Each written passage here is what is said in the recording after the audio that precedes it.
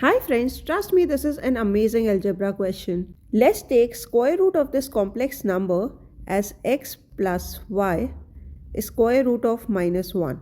We usually denote square root of minus 1 as iota. This makes minus 1 as iota square. Let's square both the sides. This becomes 3 minus 4 square root of minus 1 equal to x square plus y square square root of minus 1 square plus 2x into y square root of minus 1. This become x square. Square root of minus 1 square is minus 1. So minus y square plus 2xy square root of minus 1. When you equate left hand side and right hand side, real part will become equal to real part and imaginary part will be equal to imaginary part. This makes x square minus y square equal to 3 and 2xy equal to minus 4. To solve for this, we'll first calculate x square plus y square. This whole square will be equal to x square minus y square whole square plus 2xy whole square.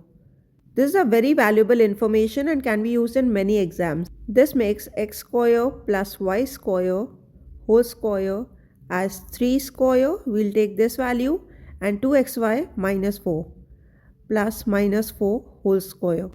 We get 9 plus 16. That means this value is 25. Let's solve this further. We get x square plus y square equal to 5.